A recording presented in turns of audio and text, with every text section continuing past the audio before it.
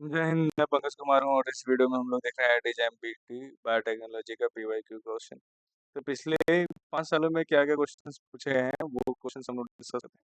So we are discussing that IIT-JEE biotechnology PYQ, whatever the questions available on the for the past 5 years questions in the IIT-JEE BT that we are going to discuss. Total all around 41 questions were there, जिसमें हम लोग ने MCQ भी लिया है और MSQ भी लिया है, मल्टीपल सिलेक्ट क्वेश्चन, और हम लोग ने न्यूमेरिकल एप्टीट्यूड टेस्ट भी लिया है, NAT भी लिया है। तो ये तीनों टाइप है। और अगर आप यू बायोलॉजी डाउनलोड कर रहे हो, क्या यू बायोलॉजी अगर आप डाउनलोड कर रहे हो तो वहाँ पे डायरेक्टली जाके ये टेस्ट आप पहले दोगे, तब जाके इसका सॉल्यूशन यहाँ पे देखोगे। तो ये IIT-JEE को वीडियो पूरा देखना भूलना नहीं। अगर अभी नहीं देख रहे तो बाद में इसको सेव करके रखो, सब्सक्राइब करके देखो और फिर बाद में जाके देखना, ताकि ये आपके लिए फायदेमंद है। एक बार में पूरा नहीं देख पाओगे तो फिर बाद में देख लेना, वीडियो को सेव करके रख लेना, ठीक है। तो let's begin. If you can not see this video in one time, save this video because this is very important and you will get understand so many concept. आपको बहुत सारे कॉन्सेप्ट इसमें समझने को मिलेंगे इन क्वेश्चंस के द्वारा, ठीक है। तो पहला क्वेश्चन कर रहे हैं, in the feedback regulation of an enzyme the antibody bind to the.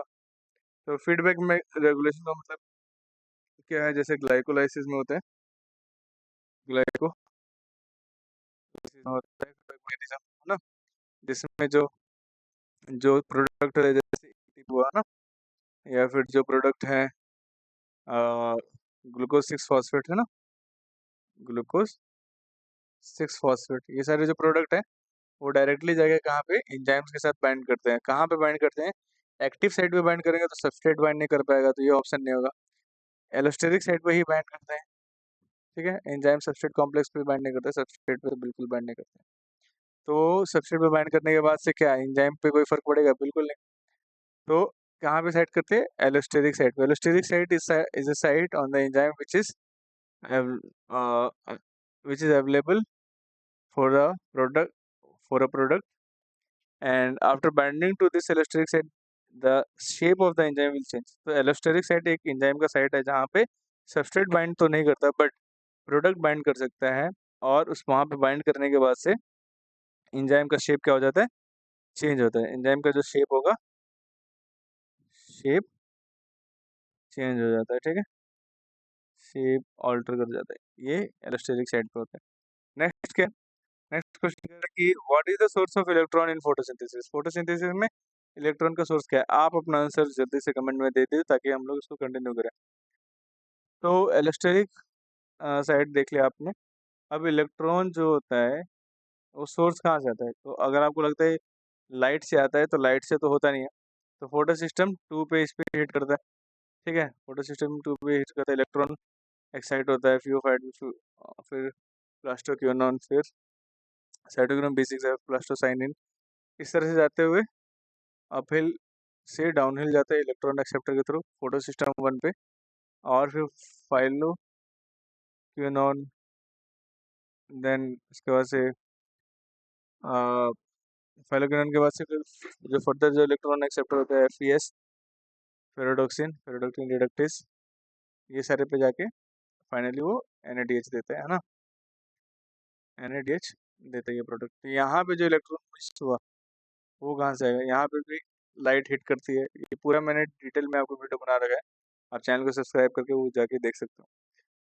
तो इलेक्ट्रॉन जब एक्साइट करते हैं यहाँ से, तो इलेक्ट्रॉन जब एक्साइट करते हैं तो यहाँ पे जो वैकेटेड इलेक्ट्रॉन होता है वो होता है वाटर के स्प्लिटिंग की वजह से। जब वाटर स्प्लिट करता है तो यहाँ से और H प्लस निकलता है, ठीक है, और H प्लस निकलेगा, और बाकी ऑक्सीजन रिलीज होते हैं और इलेक्ट्रॉन्स रिलीज होते हैं, ठीक है, इलेक्ट्रॉन्स। तो ये इलेक्ट्रॉन्स यहाँ पे फील करते हैं, तो आंसर क्या होगा?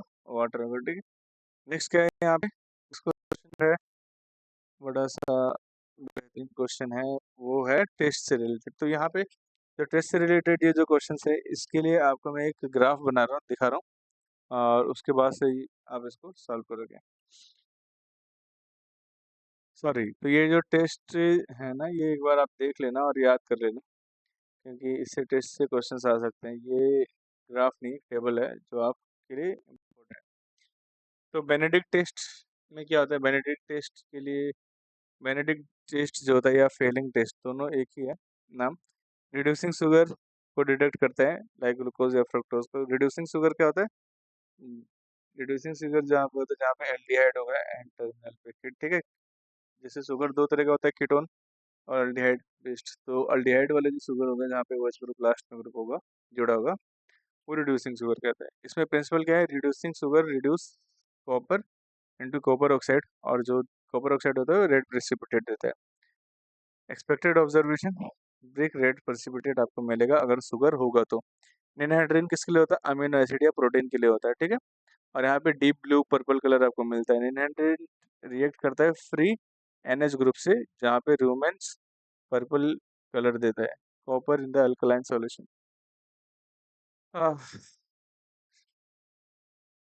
यहाँ पे क्या है?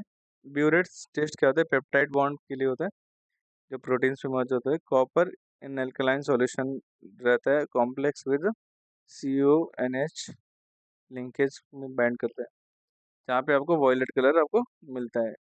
सेंथोप्रोटिक टेस्ट क्या होता है? एरोमेटिक अमीनो एसिड्स के लिए होता है। और एरोमेटिक अमीनो एसिड कौन कौन से? Tyrosine, tryptophan, phenylalanine. इसकी वजह से जो एब्जॉर्प्शन होता है वो बढ़ जाता है, ठीक है। तो nitration of aromatic ring by HNO3, yellow colour मिलता है, ठीक है। Maillance test is for the tyrosine phenolic group, as a mercuric ion react with the phenolic group. Red precipitate will also get in here. Sulfhydryl, this is the nitropuruside test. It is for the sulfhydryl group in the 16. तो 16 में sulfhydryl group होता है, उसके लिए ये test किया जाता है। Then SH group of the react with the sodium nitropuruside. So one more amino acid is there in which sulphur होता है। वो कौन सा अमीनो एसिड है जिसमें एक और सल्फर होता है? एक तो 16 है, बाकी आप अपने कमेंट में बताओगे। सो पर्पल और रेड कलर इसमें मिलते हैं नाइट्रोस और नाइट्रोप्यूरिसाइड टेस्ट में। मॉलिस टेस्ट है ऑल कार्बोहाइड्रेट के लिए। स्कॉगिच टेस्ट है आर्जिनिन के लिए। हॉपकिंस टेस्ट है ट्रिप्टोफैन के लिए। आयोडीन टेस्ट है स्टार्च के लिए। सोडान फ्री टेस्ट है लिपिड के लिए। और लिबरमैन बर्ड कार्ड्स टेस्ट है कोलेस्ट्रॉल के लिए। अब एक बार ये टेस्ट आपने देख लिया, अब यहाँ पे बताओ। तो फीलिंग टेस्ट आपने देखा था किसके साथ? 2, रिड्यूसिंग शुगर के लिए। निनहाइड्रेट टेस्ट आपने देखा 1, ठीक है, अल्फा अमीनो एसिड के लिए। तो फिर यहाँ पे आंसर क्या होगा? आंसर होगा नाइट्रोप्यूरिसाइड टेस्ट आपने देखा था किसके लिए?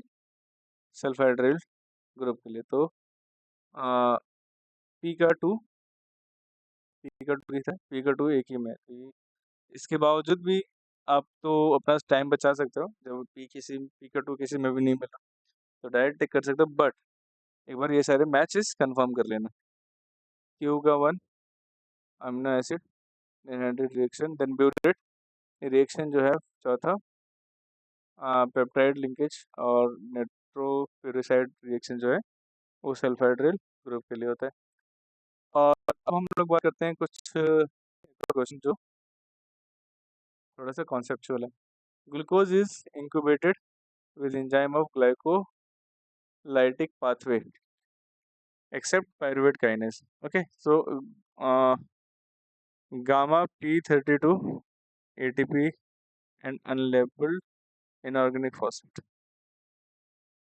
So except glycolytic pathway, gamma P32 and unlabeled inorganic phosphate. Which of the following product is are formed? So देखो, इसने कहा है कि ग्लूकोज को आपने इंक्यूबेट किया ग्लाइकोलाइटिक पाथवे में, उसमें सारे एंजाइम से सिवाय पायरुवेट काइनेज से। पायरुवेट काइनेज से क्या होता है? जो पेप्स होता है फॉस्फोइनोल पायरुवेट, जो हमारा जो पेप होता है फॉस्फोइनोल पायरुवेट, वो कन्वर्ट हो जाता है पायरुवेट में। ये किसका काम है? ये काम होता है हमारा पायरुवेट काइनेज का, ठीक है, एक्सेप्ट ये इसका काम होता है ना। यहाँ पे इसका काम आता है, लेकिन यहाँ पे ये नहीं है, तो ये चीज़ पायरुवेट नहीं बताएंगे। Gamma P32 and unlabelled organic phosphate है, which of the following product is found. So यहाँ पे प्रोडक्ट के नाम भी दिए, ये थोड़ा सा सही है। ग्लूकोज 6 फॉस्फेट बनेगा क्या, इसमें बताओ। ये P32 इसमें आएगा, एटीपी का P32 है, तो एटीपी का P32 तो इसमें आएगा, बिल्कुल आएगा। फ्रूक्टोज 1,6 बिसफॉस्फेट बनेगा क्या, फ्रूक्टोज 1,6 बिसफॉस्फेट में भी एटीपी टूटता है, P32 इसमें भी आएगा। और 1,3 बिसफॉस्फोग्लिसरिक एसिड यहाँ पे नहीं हो सकता, 3 फॉस्फोग्लिसरिक एसिड। तो अनलेबल्ड हमारे पास था, तो यहाँ पे जो सेलेक्ट क्वेश्चन, ठीक है, मल्टीपल सेलेक्ट क्वेश्चन, इसमें आपका 2 मार्क्स, एक मार्क्स, ये हमारे 2 मार्क्स का। नेगेटिव मार्किंग कितनी है, 0.66। सो यहाँ तो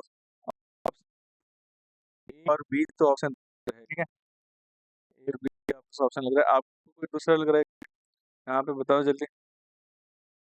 अभी तक आप क्या लग रहा है,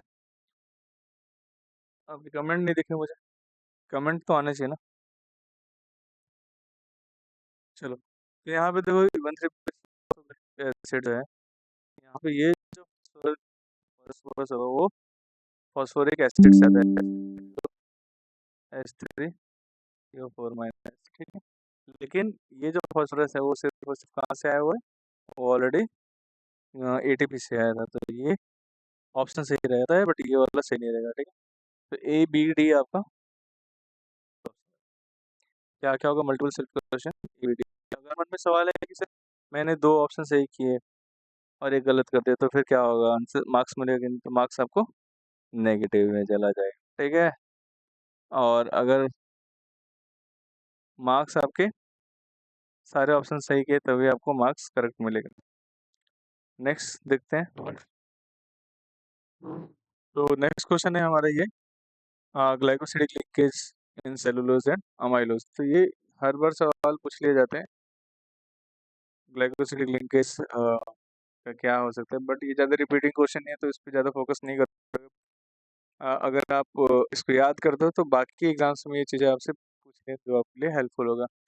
तो ये कंप्लीट आपको मैं बता दूं, ग्लाइकोसिडिक लिंकेज होता है जैसे सेलुलोज में होता है, ये सेलुलोज में β14 ग्लाइकोसिडिक लिंकेज होगा, ये किसके लिए, 2 तरह का लिंकेज होगा। सो स्ट्रक्चरल मटेरियल का है प्लांट में, प्रोवाइडिंग स्ट्रेंथ, पढ़ लो एक बार, providing strength and rigidity in the plant polymer D glucose joined by β14 glycosidic linkage bond, do not have the beta glycosides, okay। So human के पास glycosides नहीं होता, तो इसलिए हम लोग ये सेलुलोज को पचा नहीं सकते, we cannot digest this। So what is the important thing, β14 glycosidic linkage is there in the cellulose, okay। Now one more, okay, now this is the glycogen,